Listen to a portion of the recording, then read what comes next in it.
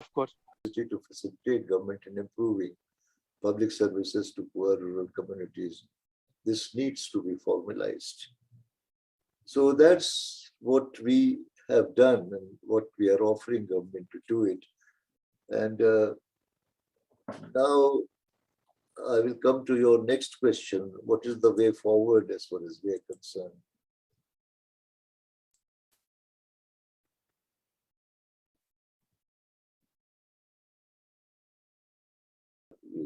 Your presentation. Thank you very much, Shoaib Sahab, for not only apprising what RSPN has been doing in COVID-19, but also what it can. Yes, sir. Let me tell you what is the way forward that we are thinking about.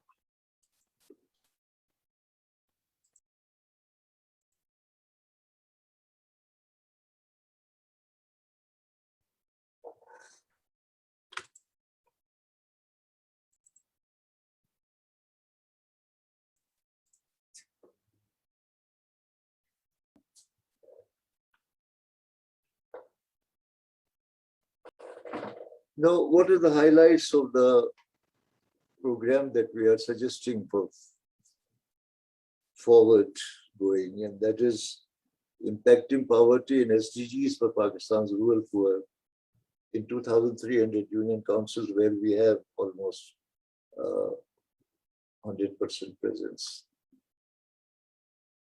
This I need not repeat, you all know country's existing socio-economic situation. Now, what we are proposing is that the existing proven social mobilization approach, through it, leveraging social capital or 2,300 community institutions at the UC level under various programs sponsored by federal and provincial governments. And to contribute in achieving SDGs 1, 3, 4, 6, and 8 in 2,300 rural union councils with community institutions, leading to increase in incomes and reduce poverty.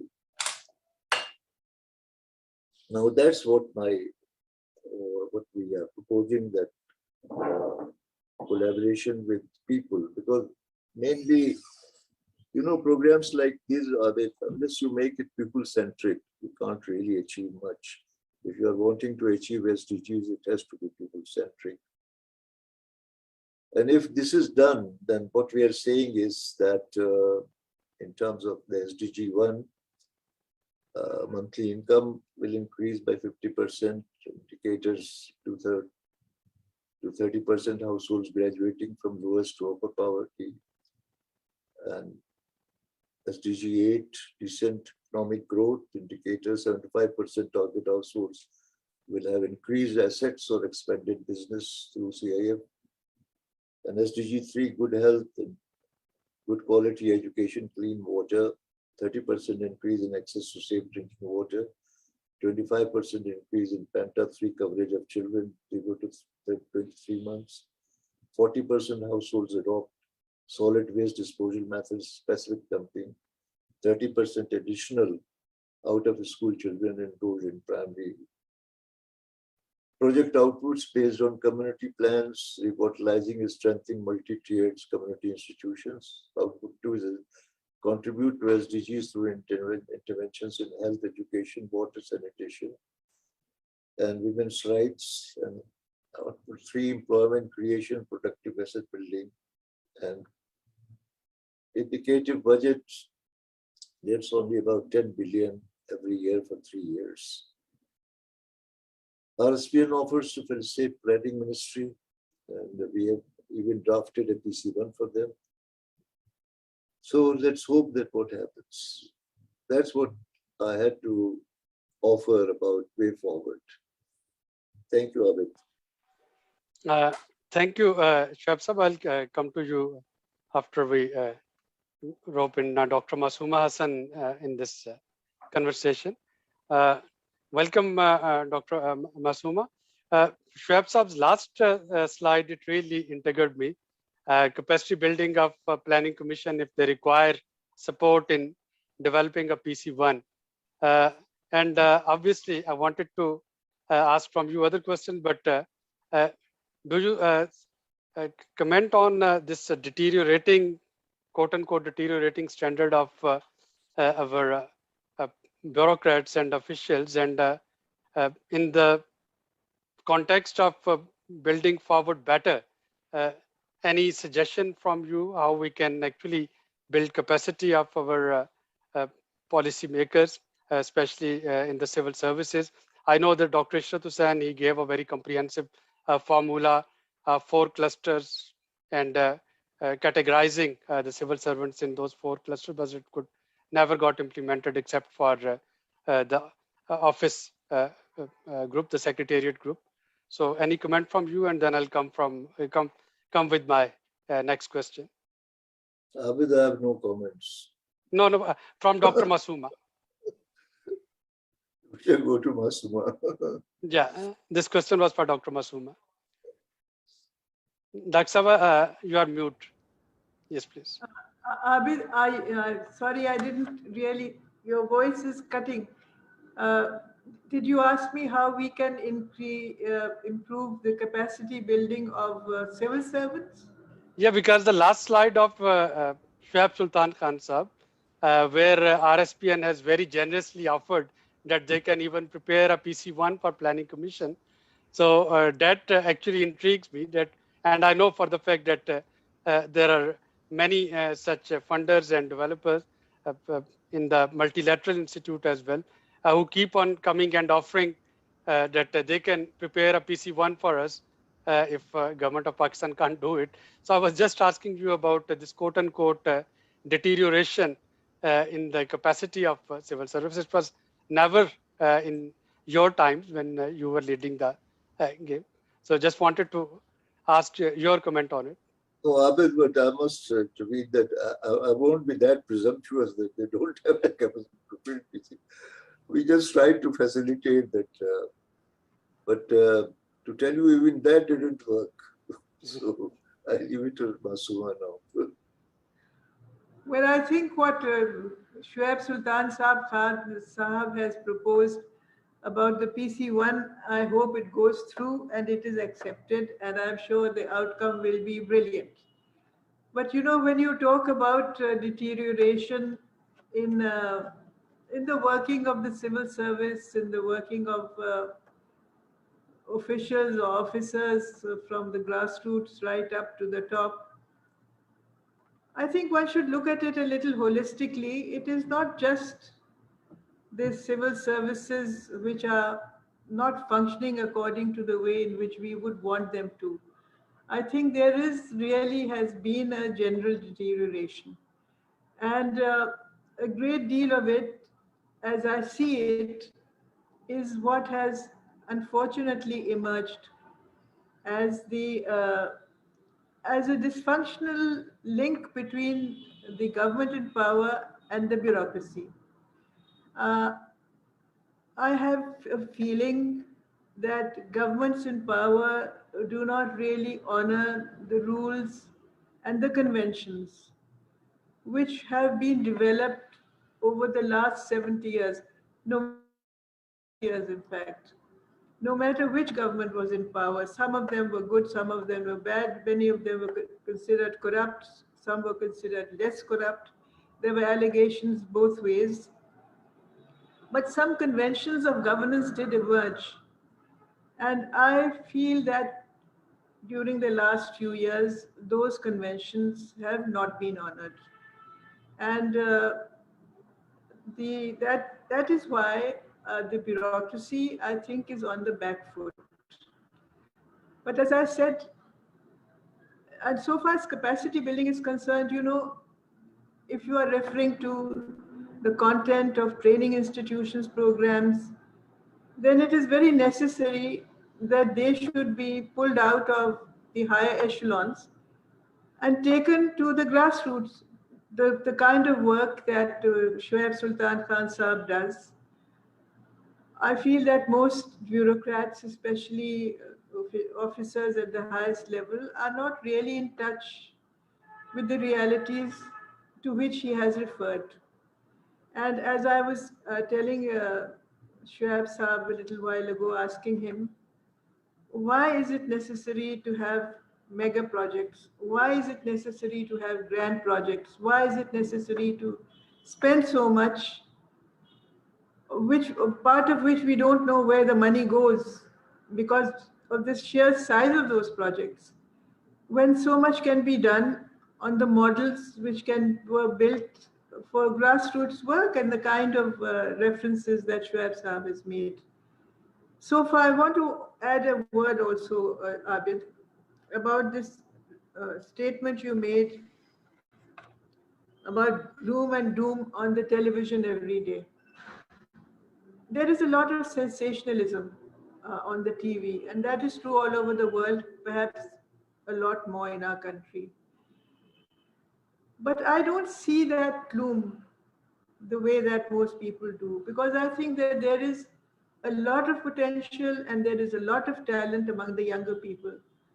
The young people I work with, and I have no experience of working in the rural areas, but the young people I work with, my own research staff in my institutions, the young activists of Bharat Foundation, they are talented, they are innovative,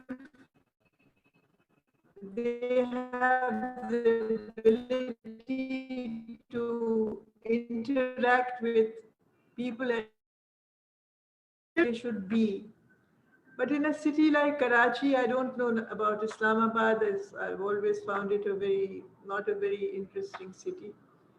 But in a city like Karachi, there is so much talent, so many young people on the street, so many young people taking up courses, so many young people referring to what are really the nitty gritty of the problems of our country.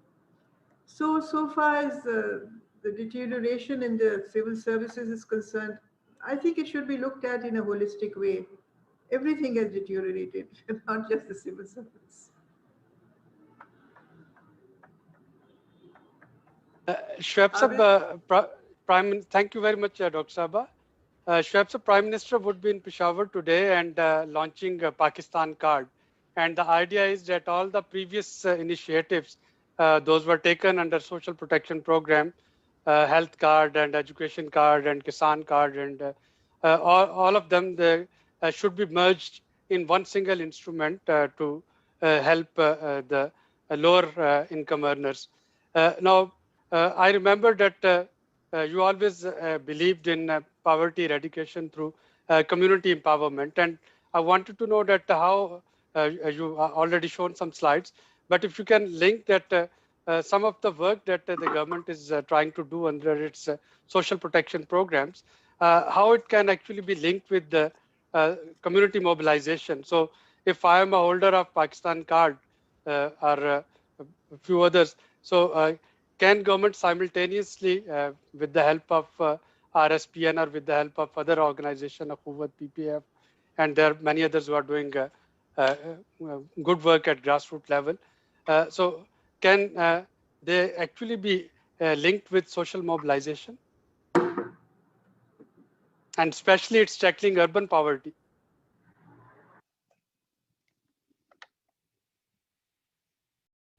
आप mute हैं श्वेब sir.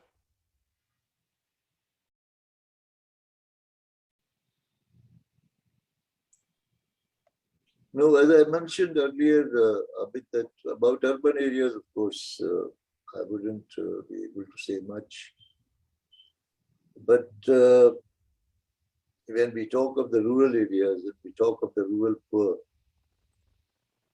after all, one should learn from past experience instead of going in for new things and reinventing the wheel. But that's what Dr. Hamid Khan always used to tell me when he said, don't try to be a reformer because only prophets can be reformers. And don't try to invent. Inventions are very rare. So I said, what should I do? And he said, be a copycat. See what has succeeded. If you are thinking of poverty, if you are thinking of welfare of the rural poor, then see how countries which have been able to now rid countries of poverty. So I don't think we do that. Now, this whole social protection program that has been launched, and billions of rupees have been spent. Now, where is it going to take us? I mean, by giving 2,000 rupees a month, poor families, you think they will get out of poverty? They will not.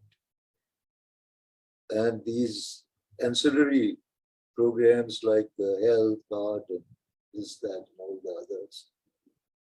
I mean, the question is how these are being implemented. So, if I had my way, I would, of course, say that, look, these 8 million rural households which are organized, and I mentioned over 500,000 community organizations, and almost 50% of the LSOs at the Union Council level, they are willing to collaborate, they are willing to help government and help any program to be implemented. But I'm sorry to say, they have not even bothered to take note of it, that there is such a huge structure available. So, I don't know, I mean, when this social protection, especially the Energy Income Support Program was launched, you might remember, donors and all others used to give the example of Brazil. And I don't know whether you have seen this in The Economist, some of the last few issues that I have seen. They're talking about Brazil, that for 18 years, they did social protection with 30 million. And then suddenly they found there's not money to do that. And what has happened? They said that those people are on the street. So you're very right. If they would like to, I mean, they're not saying that they should collaborate with the RSPN or Rural Support Program. But these are institutions of the people. They should not be shy of collaborating with them. But as I am mentioning to you, unfortunately, I mean, when I got Nishan-e-Imtiaz, I must tell you that I got it because Imran Khan used to visit AKRSP very often in the 80s, and he was very impressed by it. And in 2004, when he became MNA and got a development grant, as MNOs used to get, he came to me and he said that, would you help in implementing a development program? And I said, well, I can't help you that way, but if you really want to do it, take me to Miyawali, wherever you want to do it. And he took me there, and fortunately, National Rural Support Program was working in the adjoining district, so he just demonstrated what can be done. And it was very successful. And later on, the government of Punjab came up with a bigger program, and they also asked us to implement that. So he had that. And as soon as he became Prime Minister and gave me the Nishan-e-Imtiaz. But I was not waiting for Nishan-e-Imtiaz, because he had also promised that he will make my program as his first program. Now, for reasons which he knows best, and of course I can well understand, they went in for this social protection thing. So, to answer your question, I'm saying, well, we are very willing, but if somebody has to come and approach us and tell us whether they would like to make use of these 8 million households that we have organized. Thank you. Yeah, thank you very much. I'll also welcome our third panelist, Ms. Arfa Khalid, who has joined us from Washington. Arfa, I'll come to you later so that you can get a sense of what is being discussed. I'll come to Dr. Masooma Hassan Sahaba. my main question is about, as you are also chairperson of Pakistan Institute of International Affairs, and how the emerging regional developments, they are affecting Pakistan's socio-economic situation, especially some of the happenings in Afghanistan.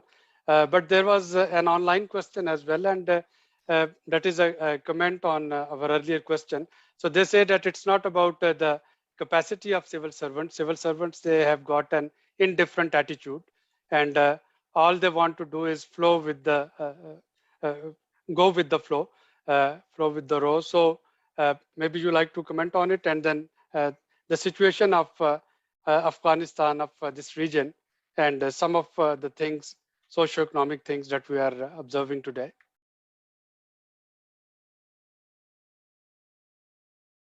You are mute, Dr. Masuma.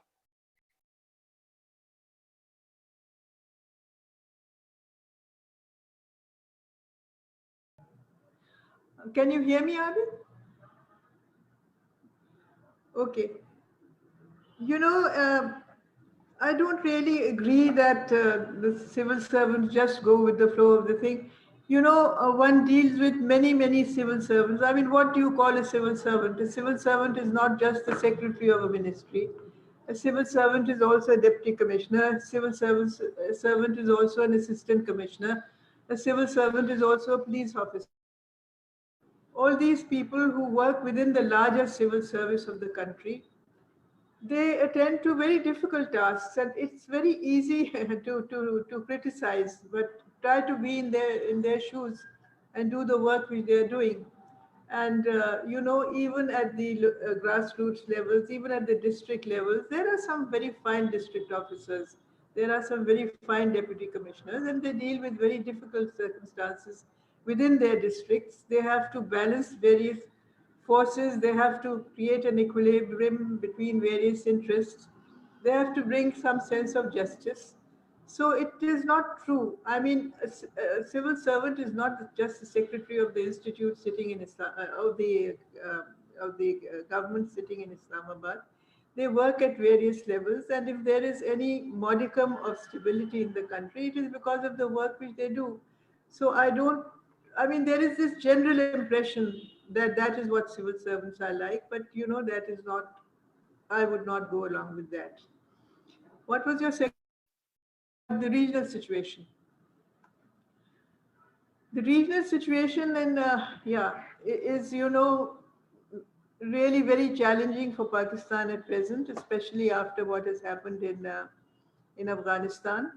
And as you know, as you would know, Pakistan is one country which is very fervently advocating the cause of the Taliban, of the Afghan Taliban, what has happened in Afghanistan. And what has happened in Afghanistan is really a reality. It's the stance taken by other countries like the United States or the United Kingdom or the European Union is a little, I mean, one can understand their concerns, but then you see they are situated thousands and thousands of miles away from Afghanistan or from our region. So they are not really affected by what has happened in Afghanistan lately because they are so far away. But Afghanistan is on our border. And so it really makes sense to engage with the Taliban. However, the Taliban, I think, will continue more or less according to what their baseline or their basic beliefs are. And they may change a little bit. They say they have changed a little bit, but the reports coming from Afghanistan are not really so encouraging. And you know, so far as COVID is concerned, has to do post-COVID to bring stability in our country, to carry the country forward, is that one must look to what has happened to women during COVID. We have statistics and we have figures and we have studies which show that there has been an enormous increase in domestic violence during COVID. The advanced countries, like some countries in the European Union, they have established helplines to which women could access when they were being tortured or when they were being attacked or when they were being domestically abused. And these countries also provided shelters for these women. But in Pakistan, that has not happened.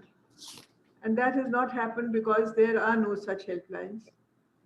Women have are on the sidelines, and the worst sufferers, because those who had careers have lost their careers. Those who were especially home-based workers can no longer earn their livelihood because work wrapped up. Factories have closed down. Women in the world who used to work in the factories are no longer earning. So the way forward for that is that the government, all governments, whether they're provincial or federal, must provide some kind of protection to these women so that they are not domestically abused in the future. They are, Abid, not only domestically abused, they are also abused on the streets. And that is the reason for that is the compromises which the government has made with extremist forces, extremist parties, that has created a fear, an atmosphere for people, for patriarchal extremism and so कहते हैं ना, violence against women, which Aurat Foundation has been fighting since 1986. So far as the region is concerned, coming back to the region, sorry for this diversion. So far as the region is concerned, we have offered a lot of aid to Afghanistan, but we are not so well off economically ourselves. We have sent them money, we have sent them food, we are willing to open our route via Pakistan if the Indians want to send humanitarian aid. But the point is that Pakistan itself is doing rather badly economically. And so I don't know how sensible it is to keep pouring money into Afghanistan when we are so short of funds ourselves.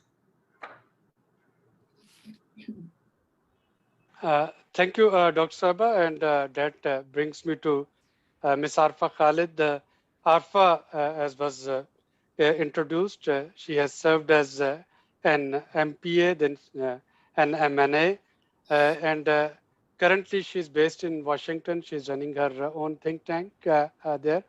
So Arfa, I just wanted to get some flavor of mood of US opinion makers, US policy makers about Pakistan on the issue of Afghanistan, and also this very heinous and unfortunate incident that happened in Sialkot a couple of days ago. So can you apprise us about some of the reactions, how in US we are being perceived right now with the people that you interact? Thank you very much, Mr. Abid Sulehi. You have been always very kind, and I think, first of all, I want to appreciate STPI because this was my first platform in 2008 when you included me in your one of the programs in Nepal, and I learned a lot from you, and then it continued. So thank you so much for inviting me again today. I was prepared about some other questions, but this is new, and anyway, I have to answer as you asked. So basically, I think that America wanted inclusive government, as you know, in Afghanistan, and the acceptability of Taliban's government is obviously not there. So the main thing is that still they have the negotiations with them and they meet them in Doha and other places. They definitely want that there should be an emphasis on women's rights, because I think that when we are in Pakistan, as I work there, we sometimes don't understand that how important it is for West that women are treated equally. The problem is when we are in Pakistan, we say, oh, that example in West or whatever, there happened this or those thing happens over there in West too. But that's not the answer. The answer is about the whole country, which is now going through a different phase. And women education, women health, everything is extremely important. And while we are also facing this borderless crisis of pandemic, which is now Omicron is there and it's highly mutated. And as Mr. Tedrow of WHO said, that basically that, virus vaccine equity is not charity. So how the Afghan government is going to make sure that it is reaching everyone, how are they going to give a support system, the storage, the facilities, it's a kind of long process. It's not that the shipment has reached your port and it is given to everyone. So that is there too, and people are suffering hunger, famine, poverty. Women, they are the way they are shown here are in a very bad shape. So I think that there is a big challenge, and of course Pakistan is trying whatever they can, but the thing is that until and unless there is an inclusive government, to me, I feel that it doesn't. But Arfa, sorry for interruption. The people with whom you interact, don't you realize that we are trying to punish the Afghan people, the intended beneficiaries? The West is, of course, trying to protect for their rights through inclusive government, but not providing them humanitarian assistance. Aren't we punishing those people, those innocent people as well? I would say that as UN is there and there is some support going, there are some funding going, but yes, there was a need. The thing is that it all collapsed in a very short time. And this region had some problems. They were always there.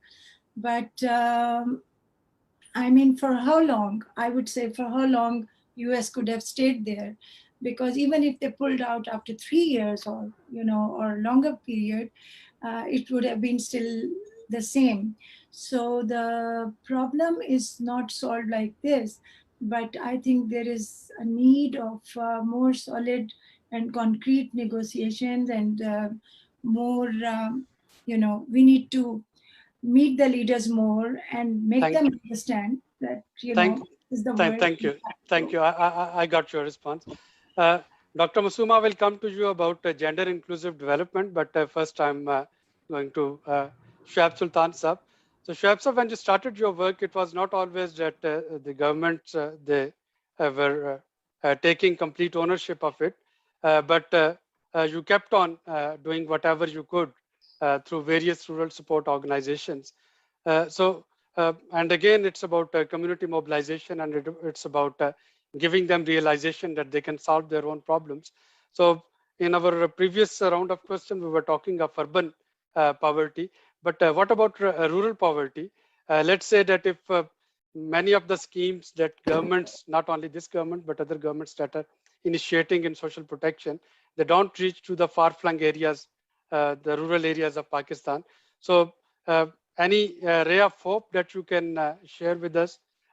What can be done there if, for example, government doesn't merge or doesn't take this community mobilization along with its social protection programs? No, I must tell you that I'm a great optimist. And when I see what rural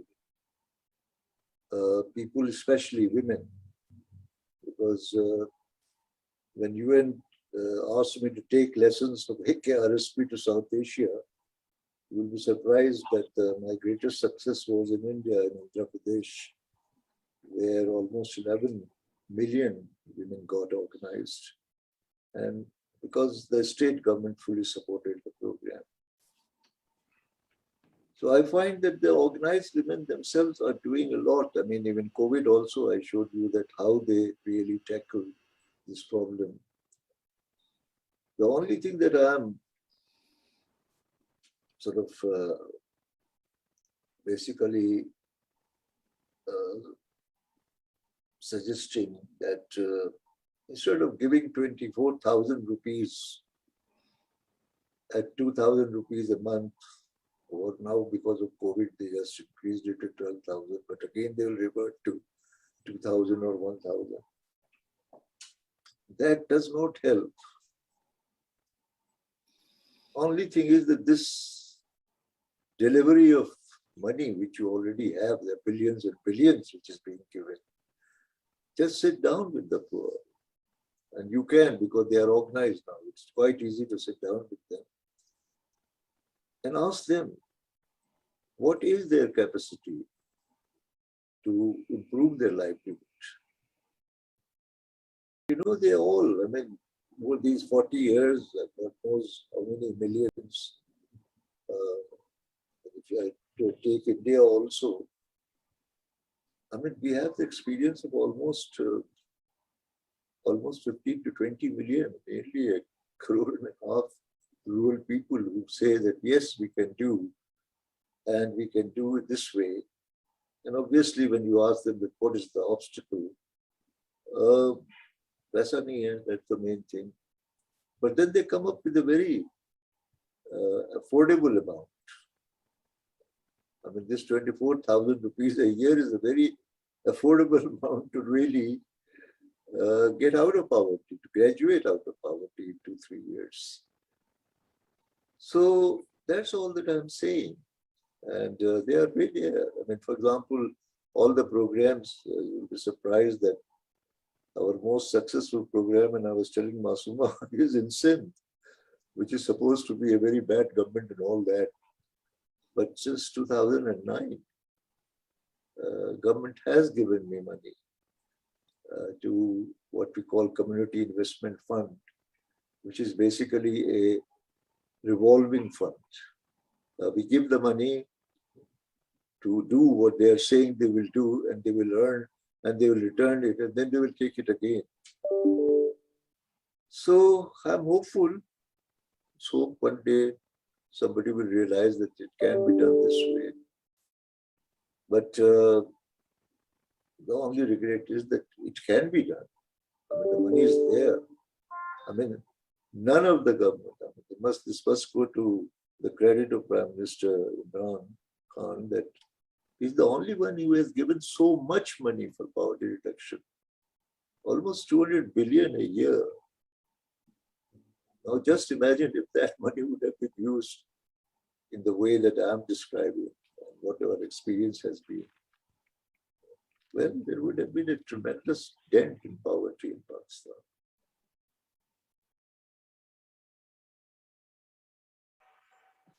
Thank you very much, Shoaib Sab, and that brings me to Dr. Masuma Saba. We keep on talking about gender inclusive development, and while we are talking of building forward better, any suggestions from you? How can one make our developmental programs more gender inclusive, and how can we, and especially you highlighted and mentioned about the huge potential that is there among youngsters. So how can we empower all those vibrant, dynamic, and very talented women and our youngsters who are there, so that they can work towards a more gender inclusive development?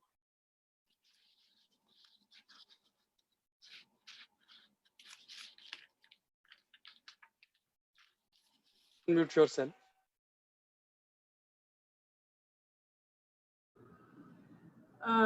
Abid, the first and the essential and the basic need of any policy is consultation. And I have seen in the last few years that even at the national level, even at the provincial level, And I wouldn't say that about the local level, but even at the provincial level, the tendency not to consult is increasing. In the days in which I was in active service, consultation was a very essential part of all policy making. You must talk to the people. And there is this assumption that those who are policymakers understand what the people need more than the people themselves, which is really very ridiculous. And in the seminars which we used to host when I was working, when we invited women from the community to come, they were so clear about their needs. And their expression of their needs was so different from the bureaucratic understanding of their needs. So it is very necessary that we should talk to them and not to formulate any policy without talking to grassroots women, because they are very clear about what they need. The argument is that they are not literate. But literacy, I don't think, has anything really much to do with awareness of what one requires to move ahead or to get out of this trap of poverty. The basic thing is to consult. The other thing I would like to say is that we must consult younger people. As I told you, in the streets of Karachi especially, and I'm sure it is so also in other parts of the country and in the interior of Sindh, there is so much expression of what people want on the street. I'm sitting, my office is near the press club in Karachi. And every single day, with every single day, there is some gathering or the other, of some interest or the other, of some public interest expression. It is a delight for me to watch it. But the question is that those who are making policy, are they looking at it? Are they taking it into consideration? And especially the women are becoming more and more aware. Our work with Aura Foundation, and we have also worked in BIST, so has STPI. Our work with them in Aura Foundation has opened our eyes to the understanding which these women have of their problems, and you must listen to them to make policies. So I think that is one way of developing gender inclusive policies. Talk to the young women, talk to the rural women. They are very expressive, and then make your policy instead of imposing it from the top. Did you ask another question also? I forgot. No, this was my question. I'll come to you in the next round about the way forward. Arfa, you are now an overseas Pakistani, and you have also got the right to vote in general elections. And a question that comes that overseas Pakistanis, expats sitting thousands of kilometers away from Pakistan, they have their own wish list, but when you emigrated from Pakistan, you knew the ground realities as well. So keeping in mind those ground realities, any pragmatic suggestion that you would have as way forward? Yeah, thank you very much for asking this question. I would definitely, I think I would answer it like this, that when you have included the Pakistani, the expatriates to vote, it's very important for us to know that what kind of world they are living in. So when we talk of human rights, climate change, children education, preschool education, and then obviously the Pakistanis living here would like to hear the same in their own country, their motherland. So in my view, the abrupt shift of policy is required to encourage this robust economic change is absolutely important. So in that, the children education becomes a very, I think, a very primary issue which probably we are not addressing, especially we don't talk about their mental health issue in Pakistan. It is really a very ignored subject, and that is obviously causing, in pandemic, children have really suffered, and there is a negative effect, social effect, and the social media that is causing a problem in the youth. You can see many things, many very strange videos we see at times, and this vandalism or whatever you want to call it, or the damaging effect on the youth is in a great deal, which I think should be checked by the mental health in the schools. It has roots from the beginning. And I never saw, even when I was there 2 years back, 3 years back, when I was there in the government, I used to emphasize on it. But I don't think ever that anybody took initiatives for the girl child and for the mental health issues for the children. And if you want, if this is what they're going to inherit in the long run, after 79 years in 21st century, 2100, if they are inheriting this climate change and global warming, they are also inheriting these issues. So how are you going to touch these issues for the future? And I think here in US, in today's, are now basically built around the children, which they want to address that how this can be helped. And I never hear a voice. I mean, we talk about why US is not helping Afghanistan, why this is not happening.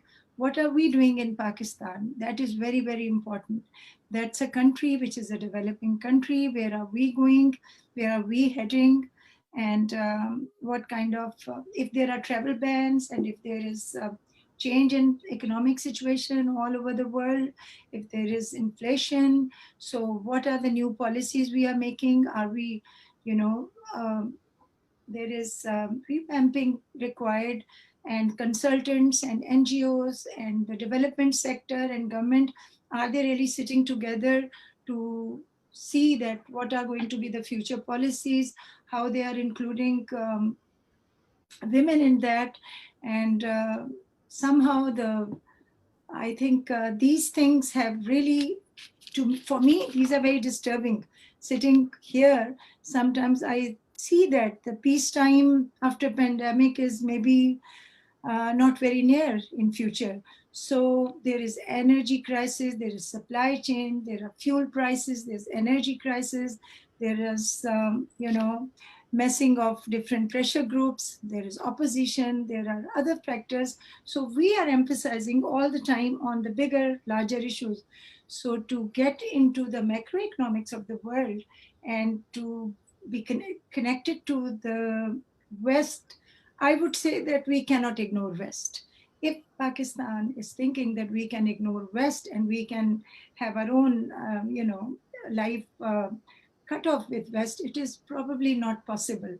So, what are the initiatives we are taking to engage West and be more transparent in our trade, in our business, in our policies? So to me, I think when you open up and your data, your everything is not hidden, and it is, you face the facts truly, that builds a trust, and that is very important for any engagement with any business community.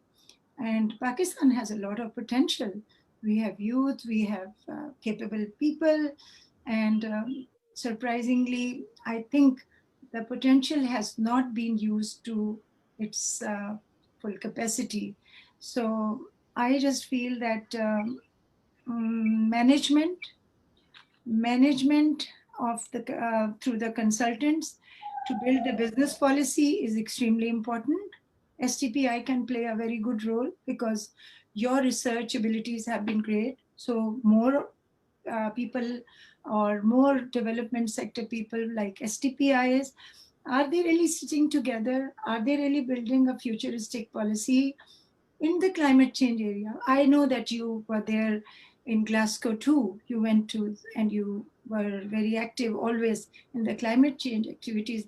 But is climate change is really understood? Is the awareness is given? Or we are just thinking that what that country has done, what US has done wrong, or what China is doing and all that? That's not really fine. That is a political issue. But me being a student of politics and studied here too, and then I was also in the practical politics, I still feel that these social issues are pulling us down, and we really need. Thank you, Arfa. Yusuf. There are quite some positive news from Pakistan as well. It's not that we are not talking to each other as stakeholders. They are That's very good. not consulted. But yes, of course, we still love to keep on uh, putting our blames on others, especially on West, and that attitude needs to be changed somehow. Shwab Sab, my question is about targeted subsidies. So as you know that now with this IMF program, across the board subsidies, those are being discouraged, and government is asked to develop some targeted subsidies. And one way of targeted subsidies was this scheme where government provided 1,000 rupees for ration, which I said that from today it would be merged in Pakistan card as well. So I agree with your viewpoint that dole is not the permanent answer, but the type of inflation that we are going through with through our growth trajectory in coming days. Uh, any suggestion from you on targeted subsidies? What sort of mechanism can be there?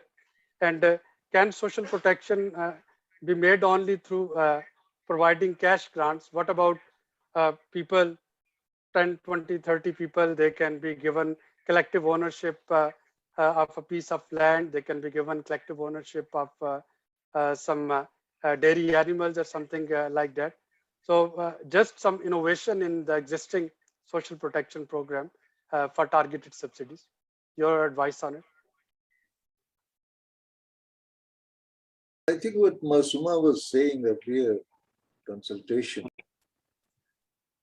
I mean, even if you have to give subsidy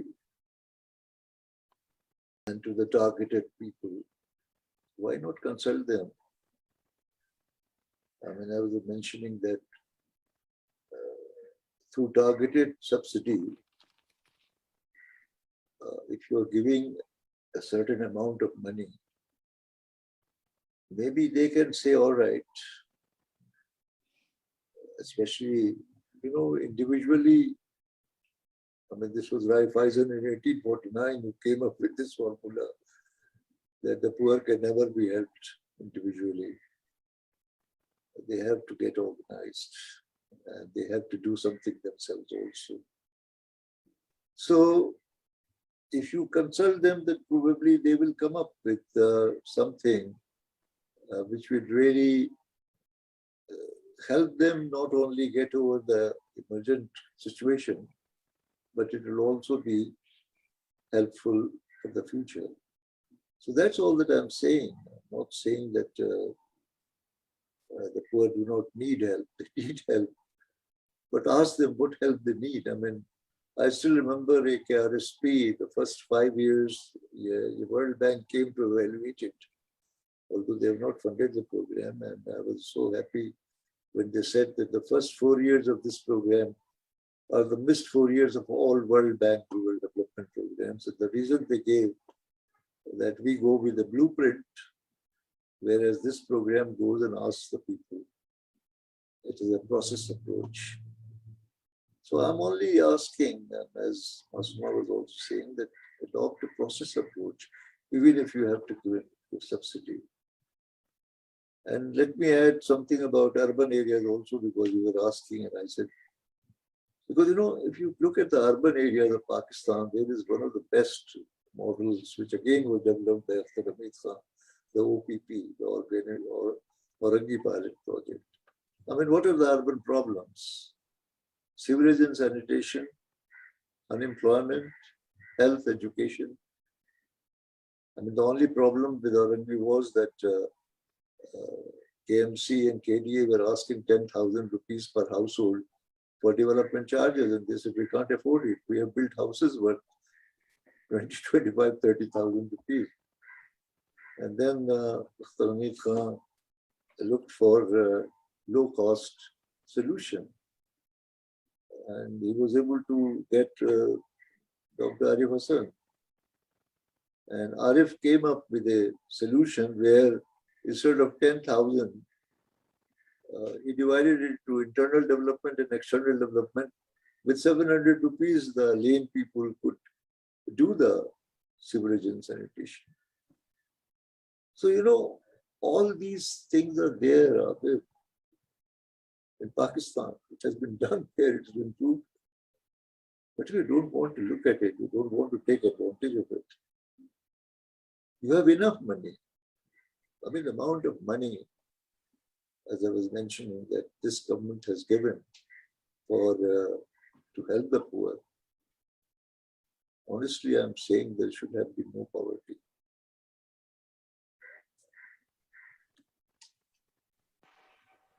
Thank you very much.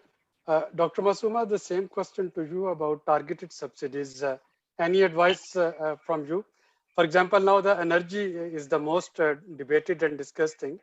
And then other day in a high-level meeting, it was discussed that if providing petrol at same price to a motorcycle or chinchiwala and to a Land Cruiser, it's injustice. So how can one actually think of devising some sort of targeted subsidies for those who are plying smaller vehicles, who are plying motorbikes?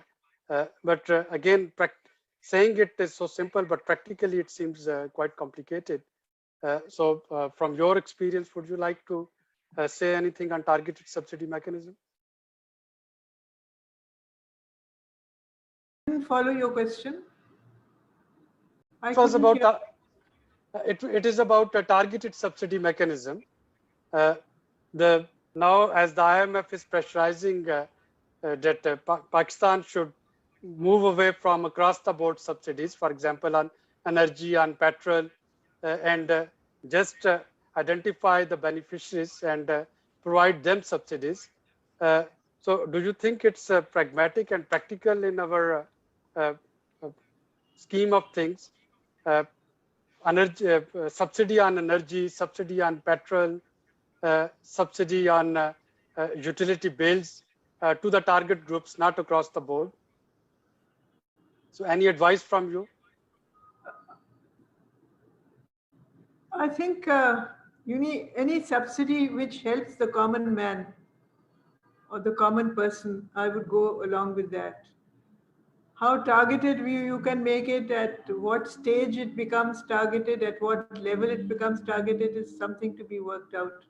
But I do believe that any policy with respect to subsidy which can make the lives of the common people easier to, because nowadays everything is beyond the reach of the ordinary man. I mean, there's so much inflation and there's so much unemployment. So I would go along with any subsidy which helps the common person, the common man or woman. Thank you. The floor is open for questions, answers from those who are following us on Facebook, STTV, and on this Zoom link. So while I'll encourage you to write your comments or questions, from my side, the final question. Arfa, give us some positive news, some ray of hope. The building forward better, of course, we have a huge wish list. But do you see any light at the end of the tunnel? Yeah, always. Obviously, this goes without saying. But unless, as I said, there is not an abrupt shift of policy, that is required, and that would encourage definitely a good change in the future. And this really, to me, I think that there is a need that there is enough of political views people share from Pakistan. I think we need to hear when we are sitting abroad that there is development happening, there is good business, there is progressive minds, there are women who are really participating in very, important jobs, and they are making a mark. So these things really are important, and which Pakistan is very capable of. And I really suggest that in this period when all the world is suffering, it's not just Pakistan, but every country has their own litmus test to prove that where are they and what is their policy and how they are going to handle it. It cannot be narrowed down to a very short-term policy. It has to be whatever government is there. It has to be for the long run. It has to be for the all the times to come. So what kind of policies are there? Even me as being a Pakistani, I don't know. I mean, those should be really transparent, and those should be told openly and properly that these are the problems we are facing and these are the initiatives we have taken, and then that should be really right. I mean, that should not be just a fantasy, it should be really true. So that is how we definitely, people would be encouraged to go work there. And, I encourage my children to go and, do things over there. If they have studied here, they should contribute. But the thing is that we don't hear a lot, which is extremely transparent. This is my, you can say. But sitting in America, any positive thing that you hear about Pakistan? It's not that everything is wrong. At the moment, yes, I hear a lot of positive things. You are conducting this seminar and nice people are sitting here and, telling about all the progress. That's nice. Thank you. There is a question here, Dr. Masuma, if you can address. So they say that I would like to ask from the worthy speakers that what's the final bottom line advice for the young generation of Pakistan, which presently seem bewildered and disoriented? Yeah.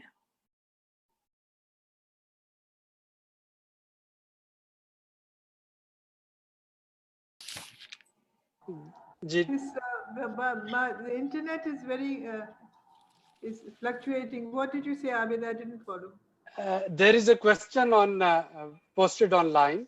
I would like to ask from the worthy speakers that what's the final bottom line advice for the young generation of Pakistan, which presently seem bewildered and disoriented?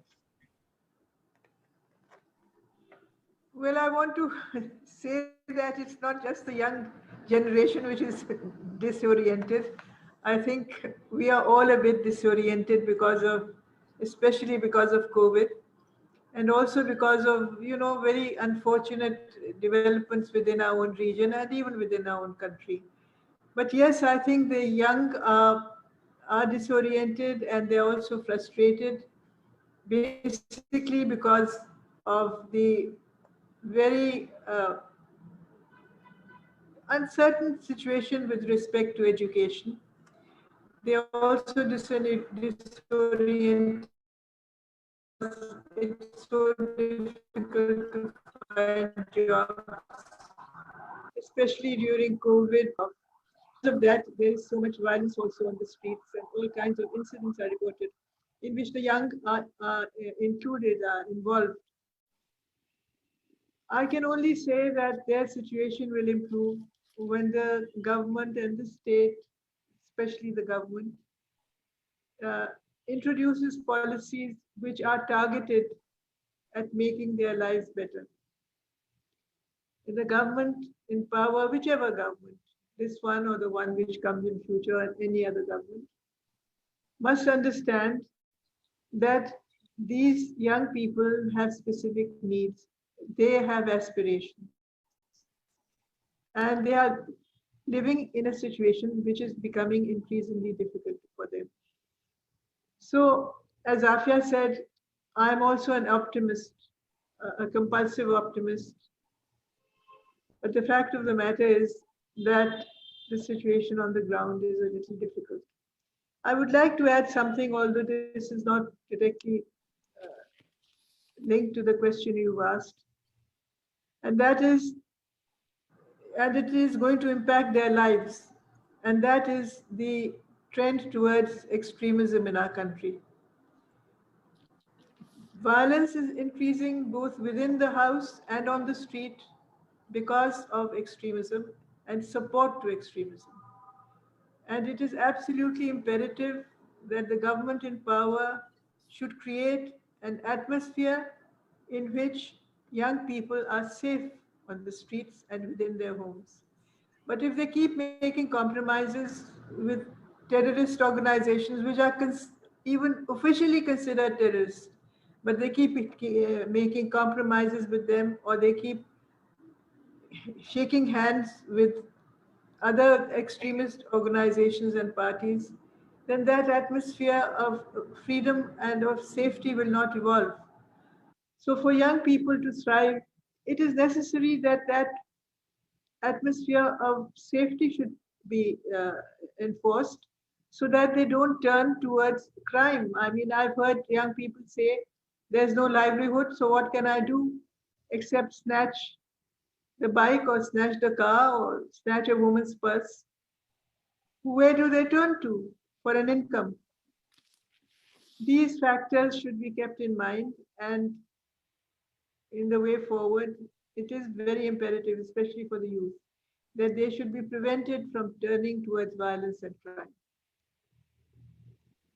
Thank you very much, Dr. Masuma. And last question to you, Shoaib Sab. Someone has posted on Facebook that when we talk of community mobilization, we only focus on employments and livelihood. Can't we work on mental health and other socio-psychological problems that the community is facing through resolving them through community mobilization?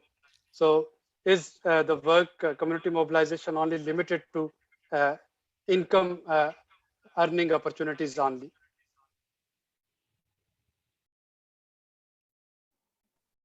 No, I mean, the basic thing is that the poverty is at the household level. And one of the main reasons for poverty is lack of capital. Now, if you first, and I'm not talking that that's the only thing that social mobilization does, it basically prepares them by at least enabling them to stand up, because I mean, if, for example, when I go to the village and I say that, well, if you really want to get out of poverty, then you will have to do certain things first. I mean, it is this whole thing is a development partnership. And in a partnership, there are obligations on both sides. So the obligations that we ask the poor people or the poor women are that individually we can't help them, they have to get organized. And of course, they have to identify a genuine, honest leader amongst themselves. Otherwise, the organization will not go forward. And capital is power, so they should also inculcate a discipline of savings, although they protest that we are poor, how can we do it? And we say any amount, you can even start with a rupee if you want. And thirdly, and this is a question which I've always been very happy to get a affirmative answer, that you have to unleash the potential that you have, which will really improve your household livelihood. And they have always said, yes, we know.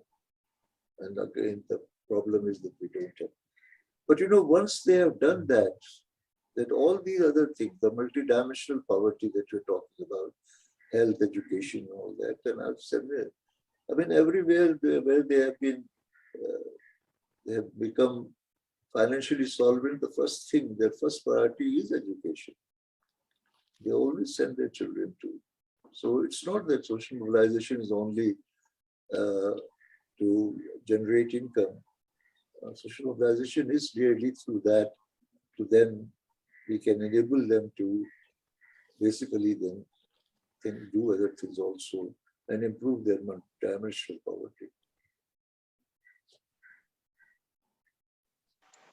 Thank you. Shoaib Arfa, you wanted to say any last word?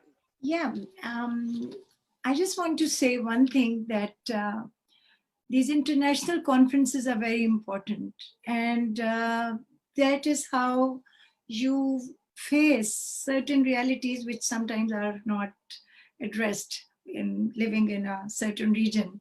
So when you talk internationally and you engage your youth in the international conferences, it is extremely important, and it builds long-term partnerships. And this is very important as a traveler. Like businessman is always a traveler, and a politician or anybody who travels, they obviously make long-term partnerships. So that is now restricted due to COVID, and I don't know for how long it is going to be like that. So I would really suggest that macroeconomic predictions, whatever they are, should be told to the youth. And now expecting too much from the socioeconomic groups, the poor, I think that is not fair. I think that we need to engage them. We need to rebuild them. Honestly, there is a need of revamping the whole policy, sitting together, keeping all the issues, I would say all the issues on a side, and building the future for the youth. That is our goal, and that should be our goal. And that would be a step forward towards development of the country, and making a better image that country is trying to give the right data and the real picture of the whatever situation they are facing. What happens in the West, especially in US, I've seen that whatever news comes from Pakistan, it should be so transparent that nobody can have a doubt, even a little bit of doubt. So I believe that this needs to be done in media, in schools, in education, everything. And to me, this is also a form of a corruption if we don't give the right news. So it is extremely important to engage with international people, and especially our youth should be part of their whatever seminars, education programs, and we can always, as people sitting in abroad, should also always help this initiative if Pakistan ever wants to take it. Thank you. Thank you, Ms. Arfa Khalid, Dr. Masooma Hassan, Shoaib Sultan Saab. I wish we could have prolonged this discussion, but we need to start our next session as well. And I very much look forward to host all three of you in person when the time permits. Hope Omicron would, and all other following variants, they would not be as bad next year when we convene our annual conference, meet in person. So ladies and gentlemen, the three dignitaries and the legends in their own fields that we had invited today, the former parliamentarian, Dr. Masooma Hassan, ambassador, as well as a very distinguished civil servant, Shoaib Sultan Saab, very distinguished civil servants, and of course, we call them Babai Rural Sport, not only in Pakistan, but also in India. One thing that we didn't discuss, that Shoaib Saab's model was replicated in India. He was specially invited by the then Prime Minister Rajiv Gandhi, and he actually initiated the rural support programs in India, something that we are always proud of. Now, looking at the crux of discussion, of course, there are the glass is half full to me. Yes, there are a lot of things that needs to be improved, the half empty glass, but the positive thing that comes is the diagnosis. Diagnosis is very much there, and we know that what is wrong with our system. We know what is haunting our socio-economic development, and how it can be fixed. Shrapsab was very confident about the finance that we have spent in the first 3 years of this government amidst pandemic, that if that could have been channelized along with social mobilization, perhaps it could have yielded a better result. But then there are practical problems amid the pandemic. Perhaps it was always the urgency that preceded, and important things in this conflict between urgent and important. Urgency always wins, and important things somehow go on the back burner. All the three panelists, they were also hopeful about the potential, and especially potential among youth. I think it's the next generation and the millennials who have to take this country forward. They are educated, they are confident, they are empowered with the smartphone in their hands. They have access to information. They can influence decision making through use of social media. But of course, the question comes that how to channelize their energies in a positive manner. And one of the prerequisites that Dr. Masooma Hassan, she rightly pointed out, is making this society a safe place where our girls and our women, they can actually explore, utilize their potential in a better manner. So again, something that needs to be done if we want to build forward better. And extremism, how to take care of this growing extremism, which at times seems to be getting some sort of